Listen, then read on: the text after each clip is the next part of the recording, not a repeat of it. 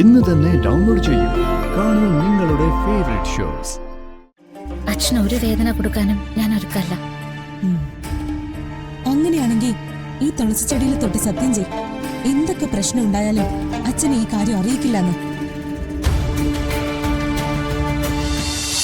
എന്റെ മോനിങ്ങനെ തളർന്നു പോയാലോ? അച്ഛൻ വരാൻ തീരുമാനിച്ചെങ്കിൽ അച്ഛൻ വന്നോട്ടെ. വല്യച്ഛൻ ഇങ്ങോട്ട് പോരുകയാണെങ്കിൽ എനിക്ക് എത്രയും പെട്ടെന്ന് അങ്ങോട്ട് പോയേ പറ്റൂ. ഞാൻ വലിയ പ്രതീക്ഷയിലായിരുന്നു മുത്തശ്ശി. എനിക്ക് ഇങ്ങനെയൊന്നും അയാളെ പിരിഞ്ഞിരിക്കാൻ പറ്റില്ല. നിന്നെ കൊണ്ട് എനിക്കൊരു സ്വൈരം ഇല്ലാതായല്ലോടാ.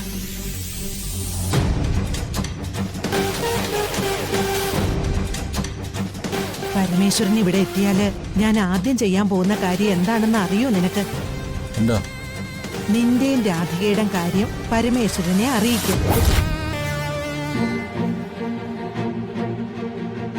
നീ താലി കെട്ടിയത് അവളെയാണെന്ന് പറയുമ്പോ പരമേശ്വരൻ പിന്നെ ഒരു എതിർപ്പും കാണിക്കുമെന്ന് എനിക്ക് തോന്നുന്നില്ല. അല്ല, ഈ പ്രതീക്ഷിക്കുന്ന പോലെ തന്നെ എല്ലാം നടക്കണമെന്നില്ലല്ലോ മുത്തശ്ശി. എന്നാ നീ ഇത് പ്രതീക്ഷിച്ചോ. ഇതെന്റെ കൊച്ചുമകന് ഞാൻ തരുന്ന വാക്കാ.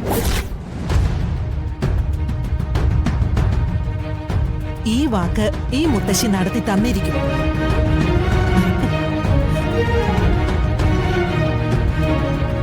നീ ഒരു നല്ല ദിവസം കുറിച്ചു. നിനക്കും രാധയ്ക്കും ഒന്നിച്ച് ജീവിക്കാനുള്ള മുഹൂർത്തം. ഉറപ്പാണോ മുത്തശ്ശി? ഇതെനിക്ക് വിശ്വസിക്കാലോ? നടക്കൂടാ.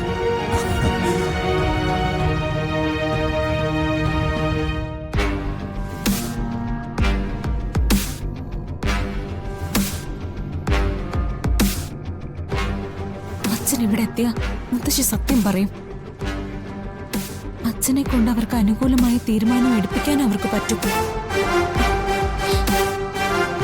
പക്ഷെ അതിനു മുൻപ് ചേച്ചി അച്ഛന്റെ ശത്രു ആവണം. ഒരു കരുണയും ഇല്ലാതെ കണിമംഗലത്ത് നടിച്ച് പുറത്താക്കണം. അത് ചെയ്യാൻ പറ്റിയില്ലെങ്കിൽ പ്രിയങ്കെ, നീ എന്നേക്കുമായി തോൽക്കും. വിട്ടുകൊടുക്കില്ല ഞാൻ.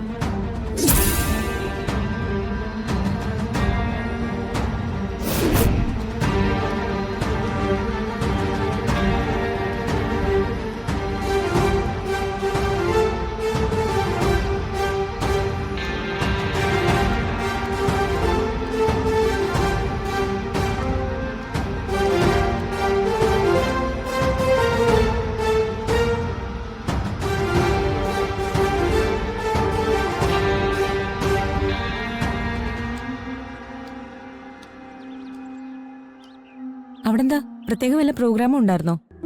എവിടെ? മ്യൂസിക് സ്കൂളില്. ഇല്ല. പക്ഷേ ചേച്ചി 10 മിനിറ്റ് വൈകിയല്ലോ. 10 മിനിറ്റ് അല്ല, കൃത്യമായിട്ട് പറഞ്ഞ 12 മിനിറ്റ് വൈകി.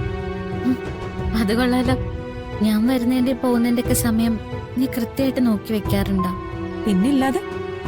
ചേച്ചി എന്താ കരുതിയ? ഞാനങ്ങനെ ചോദിക്കാറില്ലെങ്കിലും ചേച്ചിയുടെ എല്ലാ കാര്യങ്ങളും എനിക്കറിയാം. ആ അതെ, ചേച്ചി വന്നേ. എങ്ങോട്ട്? വാ. വേണ്ട വേണ്ട. സ്നേഹത്തോടെ നീ വിളിക്കുമ്പോഴും കൂടെ വരാൻ പറയുമ്പോഴൊക്കെ എനിക്ക് പേടിയാ. എന്നെ കടിച്ചു കയറാനുള്ള ദേഷ്യമുണ്ട് നിനക്ക്. അതിന്റെ ഇടയില് വല്ലപ്പോഴും ഇതുപോലെ സ്നേഹം പ്രകടിപ്പിച്ച അതിന്റെ പുറകിൽ എന്തോ ഒരു കാര്യം ഒളിച്ചിരിപ്പുണ്ടെന്നാ. ഓ, അപ്പൊ ഞാൻ കരുതിക്കൂട്ടി ചതിക്കുന്ന ആളാന്നല്ലേ? എന്നാ പിന്നെ ഞാൻ മിണ്ടുന്നില്ല. ചേച്ചി പോയിക്കോ.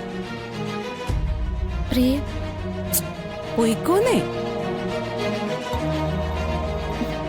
അതെ, മനുഷ്യനായാൽ അങ്ങോട്ടും ഇങ്ങോട്ടും കുറച്ച് വിശ്വാസമൊക്കെ വേണം.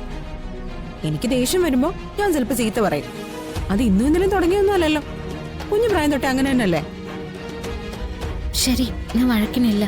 ഇപ്പൊ എങ്ങോട്ടാ ഞാൻ നിന്റെ കൂടെ വരണ്ടേ? വാ. പ്രിയ, ഞാൻ വീട്ടിനകത്ത് കയറിയില്ല. ബാഗൊന്ന് വെച്ചിട്ട്. അതൊക്കെ പിന്നെ വെക്കാം. ഇപ്പൊ ഒരു കാര്യം ഉള്ളോണ്ടല്ലേ. വാ.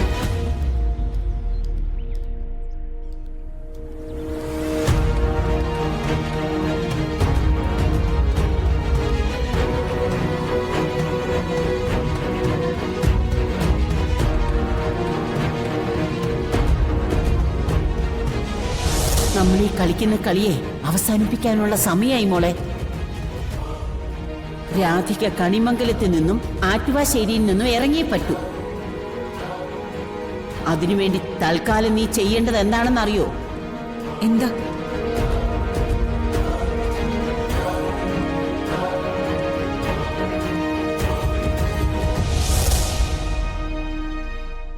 എന്തിനാ ഇവിടെ നിൽക്കുന്നേ? അത് തുളസിച്ചെടി വിശുദ്ധല്ലേ? അത് നിനക്ക് അറിഞ്ഞൂടെ? തുളസിയോളം വിശുദ്ധമായ ചെടി വേറെ ഏതാ ഉള്ളത്? ഭഗവാൻ ഏറ്റവും പ്രിയപ്പെട്ടില്ലേ ആ തുളസിയില. എന്ന് പറഞ്ഞ ഓരോ തുളസിയിലും ഭഗവാന്റെ സാമീപ്യം ഉണ്ടെന്നല്ലേ? ഇതൊക്കെ കുഞ്ഞുനാളിലെ അച്ഛൻ നമുക്ക് പറഞ്ഞു തന്നിട്ടുള്ളതല്ലേ? ഇനി ഞാൻ പറഞ്ഞുതരാം. വരുൺ ചേച്ചിയുടെ കഴുത്തിലെ താലി കെട്ടിയെന്ന് അറിഞ്ഞ അച്ഛൻ പിന്നെ ജീവിച്ചിരിക്കില്ല അല്ലേ? അതിനിപ്പോ ആരാ അച്ഛനോട് പറയാൻ പോന്നെ? ചേച്ചി പറഞ്ഞാലോ? അച്ഛനെ ഞാൻ എത്രത്തോളം സ്നേഹിക്കുന്നുണ്ടെന്ന് നിനക്കറിയില്ല. അച്ഛന് ഒരു വേദന കൊടുക്കാനും ഞാൻ ഒരുക്കല്ല. അങ്ങനെയാണെങ്കിൽ ഈ തുളസിച്ചെടിയിൽ തൊട്ട് സത്യം ചെയ്. എന്തൊക്കെ പ്രശ്നം ഉണ്ടായാലും അച്ഛൻ ഈ കാര്യം അറിയിക്കില്ലെന്ന്.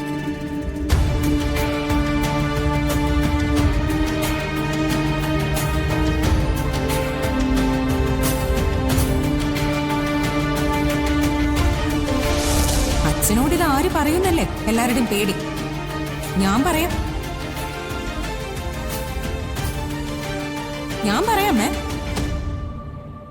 എല്ലാം ഇവിടെ കൊണ്ട് അവസാനിക്കട്ടെ.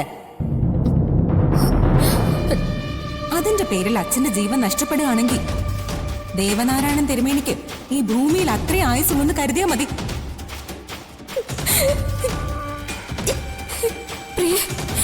അച്ഛനോടൊന്നും പറയരുത്.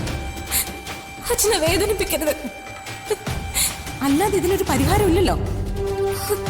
ചേച്ചിക്ക് അയാളുടെ കൂടെ ജീവിക്കണ്ടേ? ഭർത്താവിന്റെ കൂടെ. എന്നെ അതിന്ന് ഒഴിവാക്കണ്ടേ? അതിന് ഇതല്ലാതെ വേറെ മാർഗമില്ല. പ്രിയ, നീ പറയുന്ന എന്തും ഞാൻ അനുസരിക്കാം. അച്ഛൻ ഈ കാര്യം അറിയാൻ പാടില്ല.